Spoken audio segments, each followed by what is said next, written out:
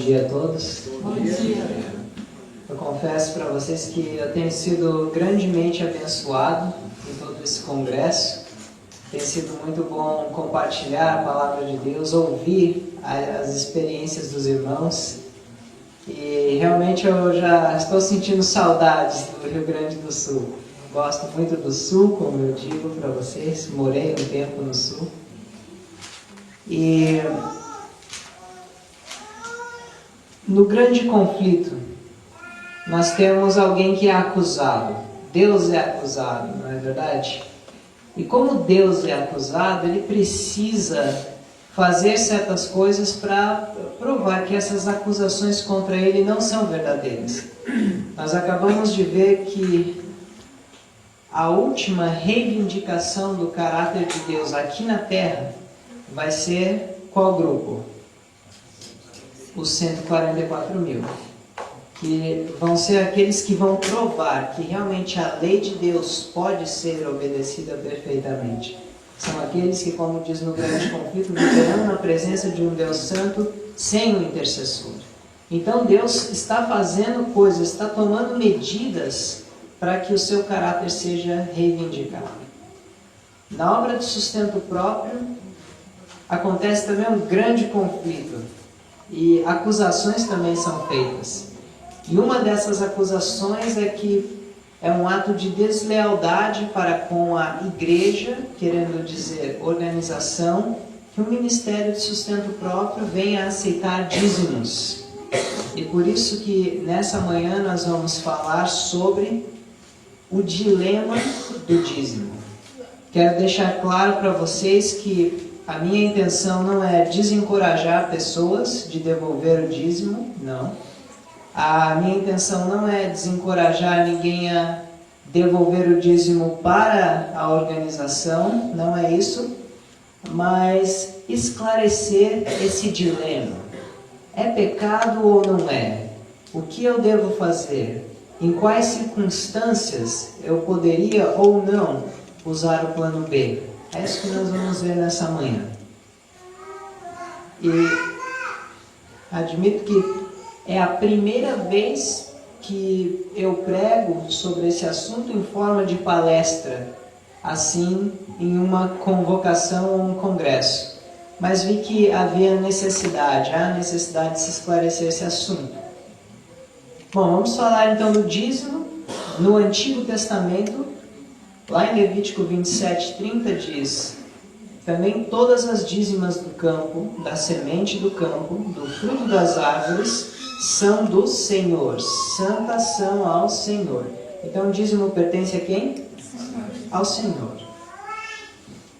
Gênesis 28:22, de tudo quanto me deres, certamente te darei o dízimo. Números 18:21, e eis que aos filhos de Levi tenho dado todos os dízimos em Israel por herança, pelo ministério que executam, o ministério da tenda da congregação. Então, o dízimo servia para sustentar os ministros, que eram os levitas. Malaquias 3:10 diz aonde devia ser levados os dízimos.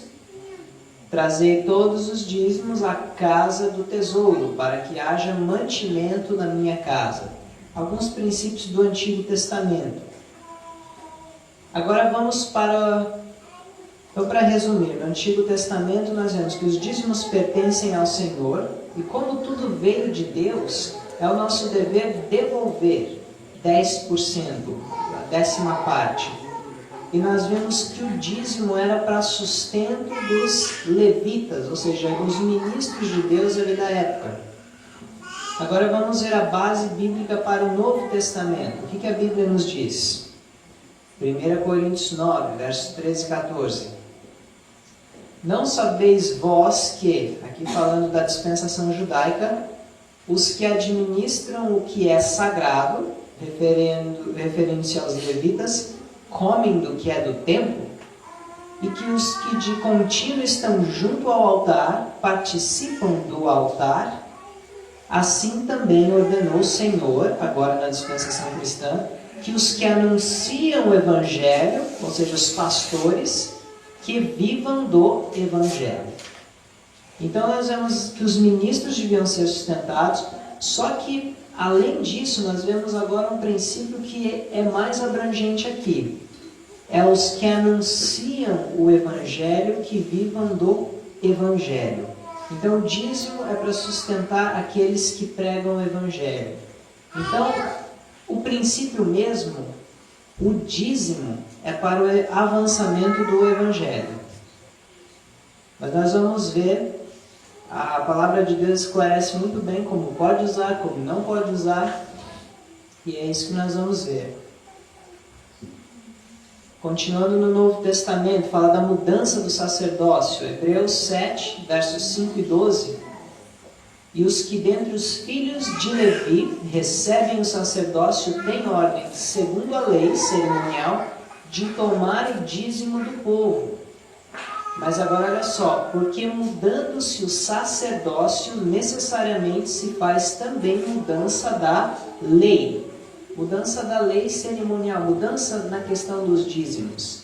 Na dispensação cristã, não eram mais os levitas que iam receber o dízimo, não os levitas literais, mas os levitas espirituais. Os ministros do Evangelho deveriam ser sustentados assim. Só que agora, quero chamar a atenção de vocês para uma realidade. Assim como a palavra igreja é usada de duas formas na inspiração, ela é usada representando a organização, mas ela também é usada representando o povo, a igreja de forma mais abrangente. Com o dízimo funciona da mesma forma. Nós temos ministros realmente, mas o princípio mais abrangente do dízimo é para sustentar a obra do Evangelho. E olha só o que nós vemos aqui.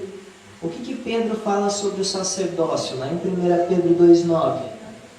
Mas vós sois a geração eleita, o sacerdócio real, a nação santa, o povo adquirido. Ele estava falando para a igreja ali de forma geral. Não quer dizer que qualquer um possa receber do dízimo, não é isso que está dizendo. Para que anuncieis as virtudes daquele que vos chamou das trevas para a sua maravilhosa luz. Pedro mostra que é um dever de todo cristão anunciar o Evangelho. E Gálatas 6,6 fala que o que é instruído na palavra reparta de todos os seus bens com aquele que o instruiu. É basicamente assim. O que ministra o espiritual é digno de colher o material. Esse é o princípio.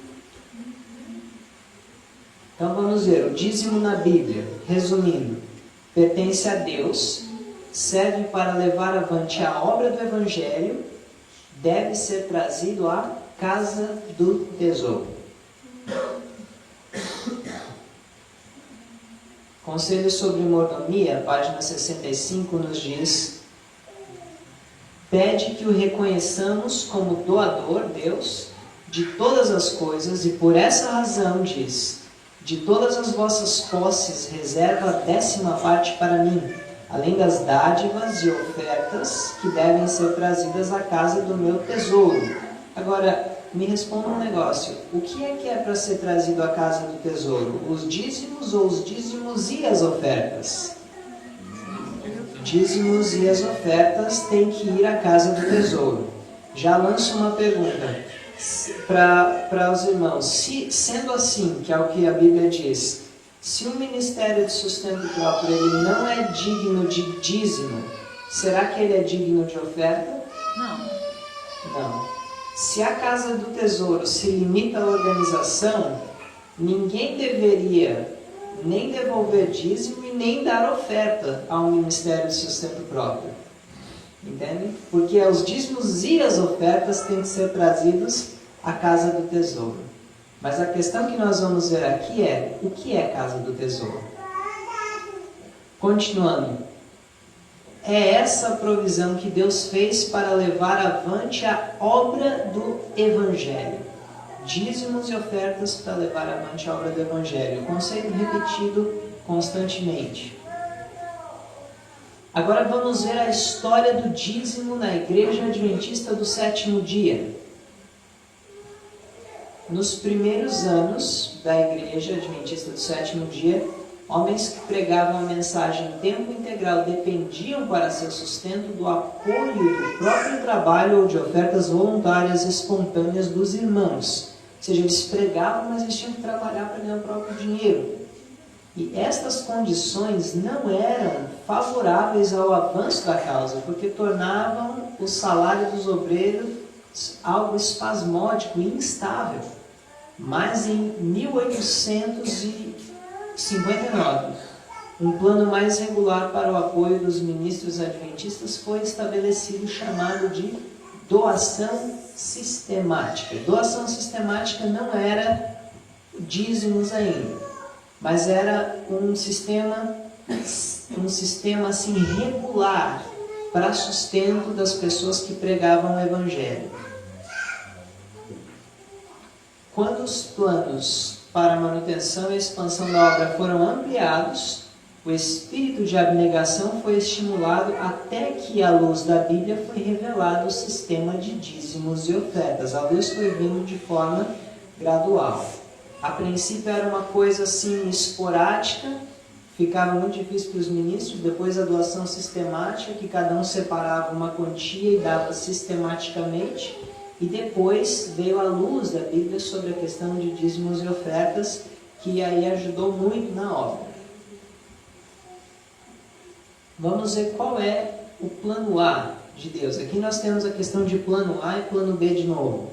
Qual é o plano A de Deus para dízimos e ofertas? Ali na carta 96 de 1911, diz o seguinte: muitas dessas citações são traduzidas, tá? Às vezes a razão pela qual nós não temos o conhecimento desses assuntos é que muito desse material está em inglês. Mas a serva do Senhor nos diz: você me perguntou se eu aceitaria seu dízimo e o usaria na causa de Deus onde fosse mais necessário. Eu não queria dar o dízimo para ela administrar. Em resposta, eu diria que não recusaria fazê-lo, quer dizer, não é errado, mas, ao mesmo tempo, lhe diria que há um caminho melhor, quer dizer, há um ideal, há um plano A. É melhor confiar nos ministros da onde? Da associação onde vive e nos líderes da igreja onde você adora. Por quê? Isso está de acordo com o princípio bíblico. Porque onde você adora, onde está o seu pastor, é onde você recebe o seu alimento espiritual. Não é verdade? Então você dá do material para sustentar aqueles que dão o seu alimento espiritual. Esse é o plano A ideal de Deus. Ela falou, é assim, ó, o melhor é que você faça isso. Mas vamos continuar lendo. Conselho sobre mordomia 93. Alguns se têm sentido mal satisfeitos e dito: não devolverei mais o dízimo, pois não confio na maneira como as coisas são administradas na sede da obra. Será que isso é uma atitude correta? Roubareis, porém, a Deus por pensardes que a administração da obra não é correta? Apresentai vossa queixa franca e abertamente no devido espírito e às pessoas competentes. Da mesma forma que a corrupção no governo não é uma desculpa para o cristão não pagar impostos, a corrupção na organização já existia naquela época. Não é uma desculpa para a pessoa falar, eu não vou mais devolver o dízimo. Entende? Isso é o que fica claro nesse texto. Mas o que a pessoa deve fazer? Leva a sua queixa a quem é competente, a quem está relacionado com o problema. Vai ao tesoureiro na associação, vai às pessoas que estão encarregadas do assunto e apresenta a queixa no Espírito de Cristo. Mas agora nós também vamos ver um plano B, algo que aconteceu frequentemente nos dias da irmã White, e nós temos instrução sobre isso. O plano B, lembra, é quando o plano A está falhando, aí você precisa usar um plano B. Um exemplo disso foi o Dr. Kellogg. Dr. Kellogg fará as coisas que me entristecerei por ter se sentido compelido a fazer. O que era isso? Diz que se não for permitido que os meios aqui é recursos, dinheiro, sejam utilizados para levar a mensagem através dos obreiros médicos missionários às igrejas, ele separará o dízimo que é pago à associação para sustentar a obra médico-missionária. O que estava acontecendo? Uma negligência do dízimo ser canalizado para esses obreiros médicos missionários por parte da associação. E ele falou, olha, se essa negligência está acontecendo, eu mesmo vou separar esse dízimo que vem dessa obra para a associação e vou sustentar ali os obreiros médicos missionários com isso. Continuando. O irmão White continua dizendo, vocês devem chegar a uma compreensão e trabalhar harmoniosamente. Separar ele, o dízimo do tesouro, seria uma... Olha só o que ela diz. Aqui, tesouro, ela está se referindo à organização, à associação. Claro, isso é claro. Ela fala assim, separar o dízimo do tesouro da organização seria uma... Preste atenção nisso. Necessidade que temo grandemente. Ela tinha medo, porque já imaginou a repercussão se começasse a desviar dízimos para cá e para lá? Só que isso foi o que? Uma necessidade que ela temia muito que pudesse acontecer, por causa da falha das linhas regulares. Se este dinheiro em dízimo é pago pelos obreiros ao tesouro, por que, pergunto, não deveria ser esta quantia repartida para levar avante a obra médico-missionária? Quer dizer, não há problema nenhum nisso. Mas eu temo com o que pode acontecer se isso começar a ser feito, é o que ela está dizendo. Mas ao mesmo tempo vejo como uma necessidade. Tem situação difícil. Isso está na carta 51A, 1898, aos pastores Smith e Irwin. Mais uma citação da carta 262 de 1902 para James Edson White. Ela disse assim, tenho $75 do irmão X, dinheiro de dízimo, e achamos que seria melhor enviá-lo ao campo do sul para ajudar os ministros negros. Quero que seja especialmente aplicado aos ministros negros para ajudá-los com seus salários. Eles não estavam recebendo o suficiente para manter-se e as suas famílias. Então, ela julgou ser necessário que aqueles ministros recebessem diretamente, sem passar pelo canal da associação. Porque eles estavam fazendo a obra no sul, pregando o evangelho. Lembra do princípio geral, dízimo e oferta. O dízimo, principalmente, ele é unicamente para o avançamento do evangelho. E esses ministros estavam pregando o evangelho ali. Já deixar para depois. Quero que seja especialmente aplicado aos ministros. Ok. Mais uma citação. Diz assim, meu irmão, desejo lhe dizer, seja cuidadoso em sua forma de proceder. Olha só, eu quero que vocês percebam que não era uma coisa rebelde, revoltada, mas era uma coisa feita com muita cautela, por causa da repercussão que isso poderia dar. Seja cuidadoso em sua forma de proceder. Você não está procedendo sabiamente. Quanto menos você tiver que falar acerca do dízimo que tem sido destinado ao campo mais necessitado e desanimador do mundo, mais sensato será. O dízimo destinado ao sul dos Estados Unidos. Então, quanto menos dar publicidade ao assunto, melhor, é o que ela estava falando. Tem-me sido apresentado que meu dízimo deveria ser destinado por mim mesma para auxiliar os ministros brancos e negros que foram negligenciados e que não receberam o suficiente para sustentarem suas famílias de forma adequada. Então nós já vemos aqui uma coisa. Sendo que o dízimo é para o avanço da obra do Evangelho, foi lícito ali, no caso da irmã White, ela e outras pessoas ajudarem ministros, pessoas que estavam ali como obreiros e que estavam sendo negligenciados pela associação. Então foi lícito dízimos ir diretamente para lá, sem passar pelos canais da associação. Todos estão seguindo até agora? Até agora está claro, né? E continuando. Quando minha atenção foi chamada aos ministros de idade, brancos ou negros, foi meu especial dever investigar suas necessidades e provê-las. Esta deveria ser minha obra especial e fiz isso uma série de vezes. Ela própria desviou do tesouro organizacional uma série de vezes. Ela disse: nenhum homem deveria atribuir má fama ao fato de que em casos especiais, o dízimo seja usado dessa maneira. Quanto à obra pelos negros no sul, aquele campo tem sido e ainda está sendo roubado dos meios, recursos financeiros que deveriam chegar aos seus obreiros.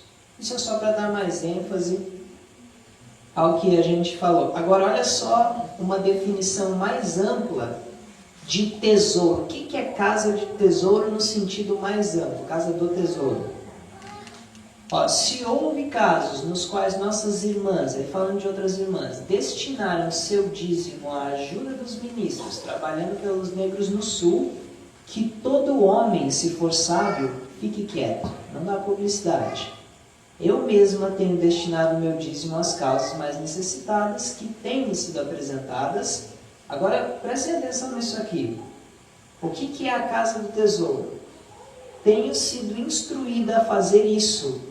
E sendo que o dinheiro não é retido do tesouro do Senhor, não é uma questão que deva ser comentada, pois será necessário eu tornar públicas estas questões, o que não desejo fazer porque não é o melhor. Ou seja, ela falando assim: eu enviando esses dízimos meus e de certos irmãos diretamente para a causa necessitada que está pregando o Evangelho, o dinheiro não é retido do tesouro do Senhor. Então, o que é casa do tesouro? O que é o tesouro do Senhor? Obra do Evangelho. Entendeu? Esse é o tesouro. A organização, embora em alguns contextos ela seja usada como tesouro do Senhor, casa do tesouro, no seu sentido mais amplo, é a obra do Evangelho. Vocês conseguem ver isso? Para mim é muito claro. Mas ela sempre dizendo: olha, não torna público. Será necessário que eu torne públicas essas questões. Ela falou: uma hora ou outra eu vou ter que tornar isso público. Mas por enquanto, deixa assim. Entende? Da mesma forma que nós não devemos ficar tornando públicas essa questão, mas vi que hoje foi necessário tornar pública entre nós essa questão. Continuando. Plano B. Há alguns casos que têm estado diante de mim por anos e tenho suprido suas necessidades através do dízimo, como Deus tem me instruído a fazer. Mas Ellen White, eu já ouvi assim, mas Ellen White era profeta e por isso ela fez isso. Mas um profeta não pode fazer nada contra os mandamentos de Deus. E um profeta é um ser humano e é um exemplo para nós da mesma forma. Então Deus instruiu ela a fazer. Se Deus instruiu é porque não é errado. E se alguém disser a mim: irmã White, você poderia destinar meu dízimo para onde saiba ser mais necessário? Eu direi: sim, posso, e tenho procedido assim. Eu elogio ou louvo aquelas irmãs que têm aplicado seu dízimo onde é mais necessário para ajudar a fazer uma obra que tem sido deixada de lado. Então, o que nós vemos por trás disso tudo? Casa do tesouro, a obra do Evangelho. E quando se vê que a obra do Evangelho é negligenciada em certos campos, foi lícito ali destinar o dízimo diretamente àquela causa que via que estava fazendo a obra de Deus, mas que estava sendo negligenciada pela associação. Não era uma afronta à organização, mas nós temos que entender que a obra de Deus está acima da associação. A igreja, no seu sentido mais amplo, está acima da associação. Então nós temos que ter muito discernimento em quando uma obra que é de Deus está sendo negligenciada ou não pela associação. Outra coisa que nós vemos, circunstâncias alteram os casos. Isso foi necessário porque obras estavam sendo negligenciadas.